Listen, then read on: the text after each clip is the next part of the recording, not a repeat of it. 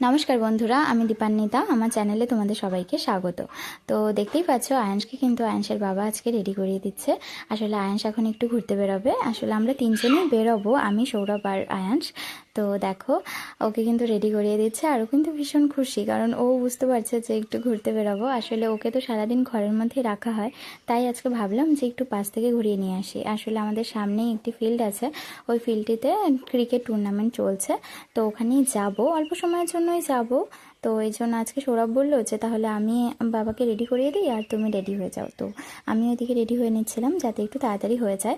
আসলে বাচ্চা নিয়ে বেরোবো, তো কখন ওনার আবার কান্না শুরু হয়ে যায় ঠিক তো নেই, তো সেই জন্যই। তো দেখো, এখানে কিন্তু আমরা রেডি হয়ে বেরিয়ে পড়েছি আর আয়াংশবাবু তার বাবার কোলে কিন্তু একদম চুপটি করেই যাচ্ছে। আর ওই যে সামনে লাইট দেখা যাচ্ছে, ওখানেই যাব, সামনেই বাড়ি থেকে। তো দেখো, আমরা কিন্তু চলে এসেছি ফিল্ডে আর এসে দেখছি এখানে কিন্তু কেউই আসেনি, পুরো মাঠই ফাঁকা। আসলে আমরা তো আর খেলা দেখতে আসিনি, আমরা অ্যান্সকে এমনি নিয়ে বেরোলাম যে একটু সন্ধ্যার টাইমটাতে ঘুরে নিয়ে আসবো।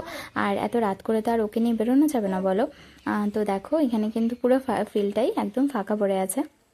আর আয়াংশ কিন্তু ওর বাবার কোলে এখানে দেখো মজাতেই আছে। দেখো, লাইটগুলো কিন্তু সব দেখছে ঘুরে ঘুরে। আর হয়তো একটু ঘুম পেয়েছে, তাই অল্প কিন্তু চুপ করেই আছে।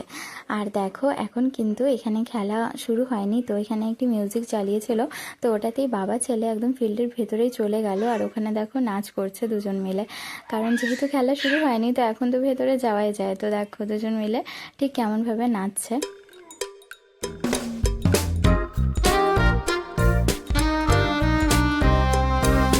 আর তার মধ্যেই দেখো, ওর কিছু দাদা ভাইদের সাথে কিন্তু ওর দেখা হয়ে গেল। তো ওরাও কিন্তু আয়ানসের সাথে দেখা করে নিচ্ছিল, গল্প করছিল। তো এরা সবাই হলো আমার ভাসুরের ছেলে।